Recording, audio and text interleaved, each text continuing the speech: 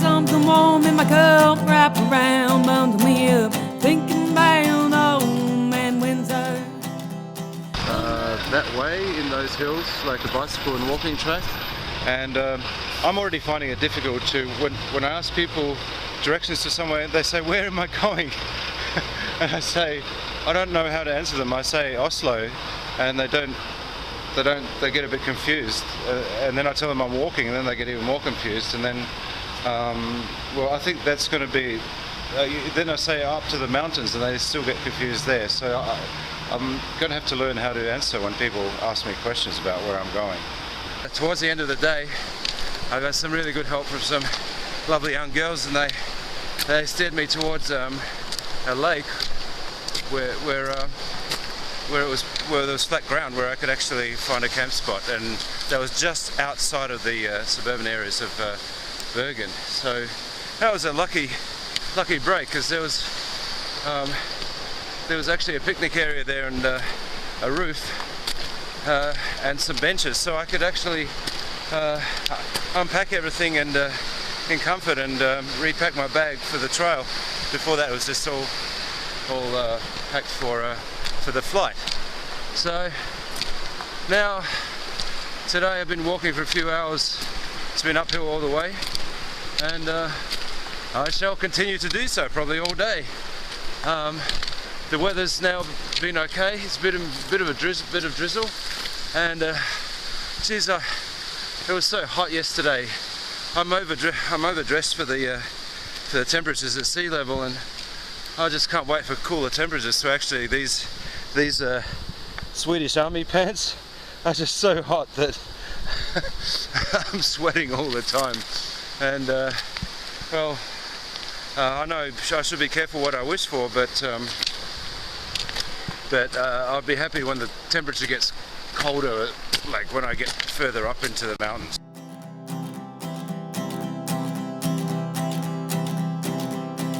Put me something warm in my cup, wrap around, bundle me up, thinking about old man Windsor. Another year has flown by. Doesn't this look idyllic? Tent, right on the water, sleeping, wonderful view. Well, you know, under normal circumstances, I would agree with you, but this was not intended. It's only the second day still, and I got high elevation. I got actually beyond the tree line, and the going got pretty tough. You know, there was it was raining persistently, and there was a lot of mud and unlevel ground, and yeah, I was it was pretty tired, and like halfway through the day, I think it was around 3 o'clock in the afternoon, I finally found that once I'd climbed, I mean, there was a big plateau I climbed, and then there was a slight descent, and I climbed down there, and then I got to this one little lake, and I thought I'd try my new fishing outfit, see if I could catch a trout or something. And as I was scrambling on the rocks, well, that was it. You can just guess. I actually slipped and fell up to my neck into the water, into the ice cold water. Alright, so I had to decide what to do. Because I was tired, I didn't think it would be wise to try and hike down to like lower ground where there are trees, and to build a big fire and start drying stuff out. So I thought I'd just make this little lakeside where I fell in my home for a little while. I've just got to wait until the rain stops. Apparently the weather's going to get better tomorrow, so I've just got to wait it out. And once I wait it out, then I'd have enough confidence to actually put on my wet clothes and get to lower altitude, and then build a big camp and a big fire and just dig in there and dry everything out before I go any further. Well, it turns out that this tarpaulin works really well in an emergency. It's you can adapt it to all sorts of situations, and at the moment on a very uneven ground, so I had to build up like the front area here with all sorts of luggage and rocks and stuff, so to even it out so I don't slide into the water. The morning after, well, as you can see, the weather has finally given me a break, so I slept through the long night to wake up to this. It's no longer raining, and thank goodness. I mean, that's the moment I was waiting for. And now it's time to regroup. I was lucky enough to find somebody had been making a fire here years ago, and they scattered some wood they'd brought up, and it wasn't really the ideal type of wood to build a firewood, and I spent ages and ages chipping away at this, making wood chips, just to get the fire to this sort of level. Everything here is just totally soaked through. This wood is soaked all the way to the core, so it was very difficult to make the fire. I had to actually break into my emergency fire kit because I thought the fire this morning after yesterday falling in the water would be quite a welcome thing, and just to get morale up to work so I can think straight about what I should do next with all my wet clothes, because I've more or less both my outer shells are wet, and all I'm wearing is my long johns and my reserve clothes, and that's it. So everything else is wet. So oh look, the sun just came out. Oh, that's so great. Anyway, so yeah, so I'll be probably wearing the clothes, like to dry my clothes out I have to wear them. There's not much choice anyway, especially when it comes to the pants. These were totally soaked through. Look, they're still drip drying at the moment. If you can see that. Big wool pants, weigh twice as much now that they're wet. This jacket is drip drying as well. Oh yeah, it's a bit of mayhem going on here. But well, I suppose you had to expect that, and the great thing is that this, thank God, I mean the wind yesterday was howling as well. It was blowing off, that's where I came from, up top there. And this little lake area, well, it's the wind was coming from that direction. So the best place to even consider putting up a camp to dry out and warm up was right here. See, behind these rocks, it's a very sheltered place. So generally, it ended up being a good place to put a tent, and also look at the view. That's just by accident, but that's how it is everywhere in Norway, I suppose. Just a few interesting things. You can imagine it's windy, rainy, and you've got nowhere else to camp, but can you see the water? That's what I'm camping on. That's everywhere around here, and I was so worried that this tent was somehow going to fail and I'm going to be sleeping in the wet, but it worked absolutely perfectly. I was totally dry up there in the back, so I have more confidence now that I can, about the areas that I can camp in. Beauty is terror. Well, that saying, I think, was drawn from the ancient Greeks, who for a while they were exploring the correlation between danger and suffering, and the concept of beauty, the human concept of beauty. And more so than ever on this hike, that thought just keeps coming up. The more things get difficult, the more difficult it is, the more the elation of experiences like this morning and the previous morning, to be honest. Sorry, it's got put out a bit of fire here. This is my now third morning, and as you can see, there's a lot going on here. Now, the tent is over there. Well, if you can call it a tent.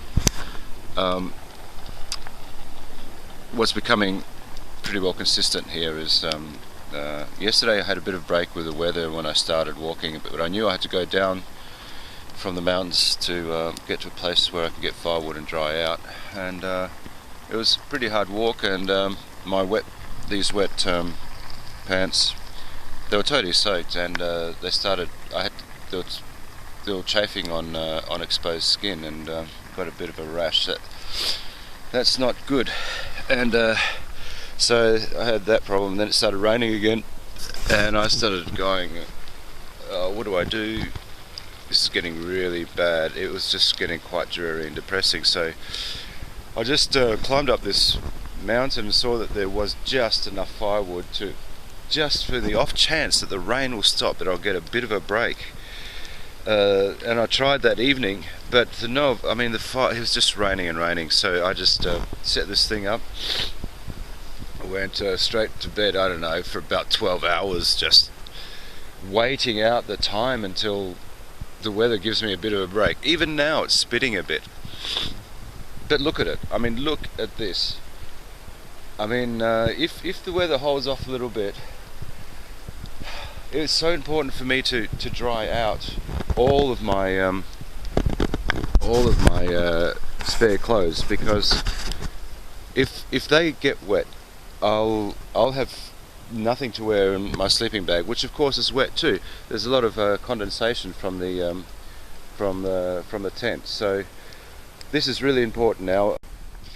Just getting a bit more water for my rice, which reminds me, speaking of water, last night I did something that I've been putting off for years, and last night was a first. It was so cold and I was wet, cold, tired, and at the start of every trek I keep forgetting to dehydrate myself before I go to bed so I don't have to pee. Well, last night of course I forgot not to drink water, and it was so miserable that I got my drinking bottle out and I did the deed. I actually peed in that bottle. That's the first time for me, but I don't regret doing it. Afterwards, the bottle was nice and warm, and I put it in my sleeping bag, helped kind of heat me up, and I actually had an odd sense of satisfaction having done that. I hope it doesn't become a habit, and I hope I don't get it mixed up with that bottle mixed up with all my other drinking water. While the sun is out, I hope I can get some juice out of it, you know, like so far this thing has been useless. Anyway, what a difference a couple of days can make. Like I said earlier, I dried out and now I'm heading back up the mountains, and look at it here. It's just absolutely glorious. I had I really had a lot of energy this morning, and doing a great pace up these mountains, and maybe by the end of the day I'll make it to the plateau, and hopefully I'm just blazing a trail. I'm just finding my own way through here. But look, as far as I'm concerned, this is what it's all about, you know, like these sort of days where you can, you know, like reap the rewards of a hard half day's walk and be in a place like this.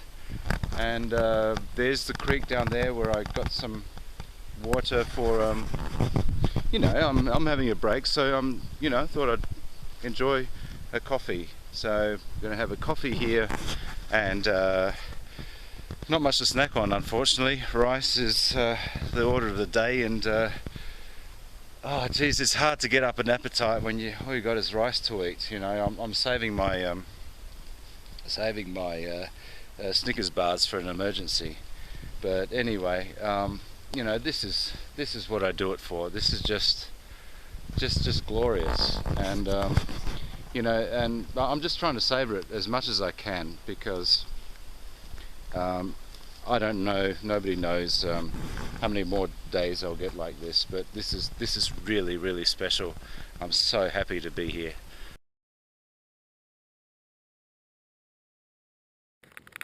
Good morning and welcome to my new home. Yes, it's a bit below zero this morning, and a bit more like the temperature that I was kind of preparing for. So finally my woolen pants are now coming into proving their worth. Well, this really is going to be my home, and look at the weather, it's just beautiful. Another perfect morning, and spent a lot of time trying to get this fire to work and just enjoying it now. And in the meantime, I've been finding it necessary in these boggy conditions to have extra long tent pegs. So as I'm going along every day, I'm kind of making the odd one, and they really help. They're much better than the thin little steel ones that I've got. Well, you know, a lot has happened since last time. I was having a lot of troubles with fishing. Well, see this little stream here? Just as I was coming down from the mountain, I saw these little trout just like buzzing around here. So I thought, yes, finally somewhere that I know where there are fish. So while I'm talking, I'll take you a tour through the neighbourhood. So got my stuff out, and I finally followed the locals' advice to use earthworms as bait. So I lifted one rock, and I found 2 worms. This is my water source, by the way, for this particular camp.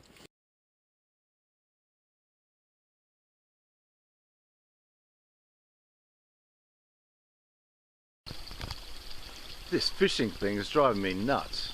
It's day 7 now, and you know, I was coming down this little stream down here, like about an hour's from my camp last night, just coming down the stream, and which leads to this lake.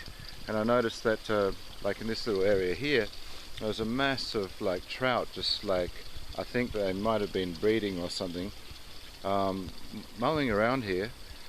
Luckily, I finally was prepared. You know, after some of the experiences that I had, I've caught 2 trout before, and that seemed really easy. And it was the same sort of situation. You come down the end of the stream, you see some fish down there, and I actually camped at that spot. And I left a couple of lines out with worms on them, which was the local advice.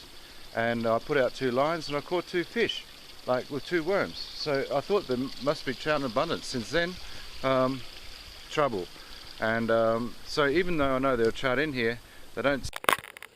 Sorry, had to switch over to the other camera because my battery ran out. I'm only on solar power at the moment, so I keep switching cameras, and I'm just barely on the edge with my power supply. Anyway, the fish in here, I mean, I put out 4 lines, and I've wasted half a day. I mean, it's a beautiful place and everything, but it's frustrating to know that they're here and you're just not catching them. And well, it's nice, and it's a learning experience, and we'll put it down to that. At the end of this trip, hopefully I'll be an expert.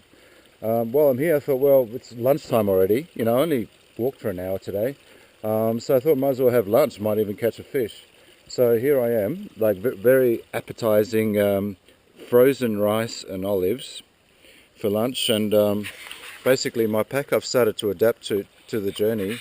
As you can see, the charger's here, but it keeps flipping shut, so I put a stick here so it doesn't shut anymore. This is the side that the sun's on as I'm walking.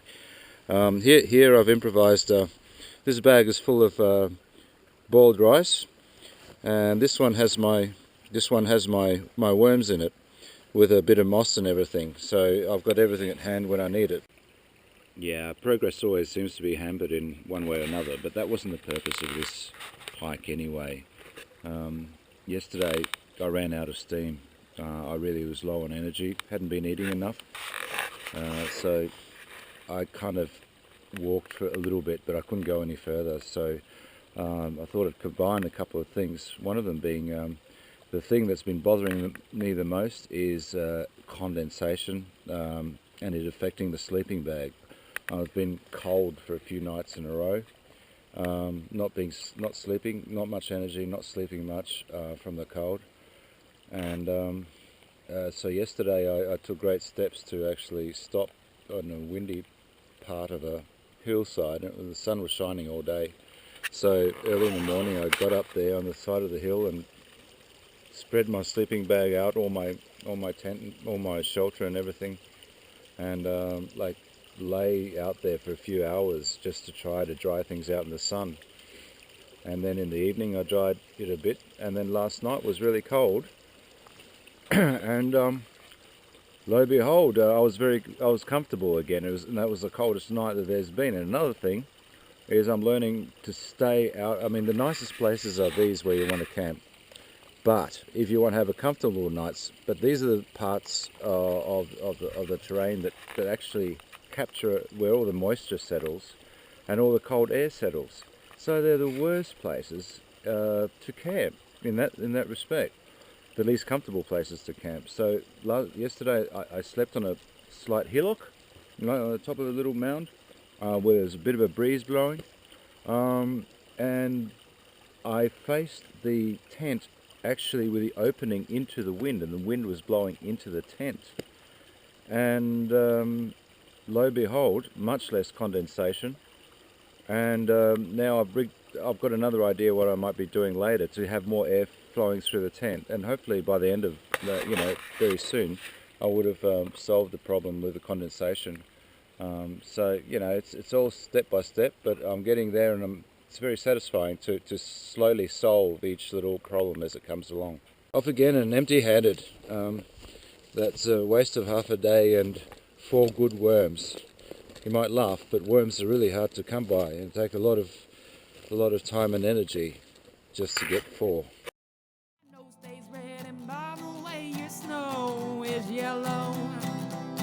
Oh, put me something warm in my cup, wrap around, bundle me up, thinking about old man winter. This is just outrageous. What on earth am I doing here?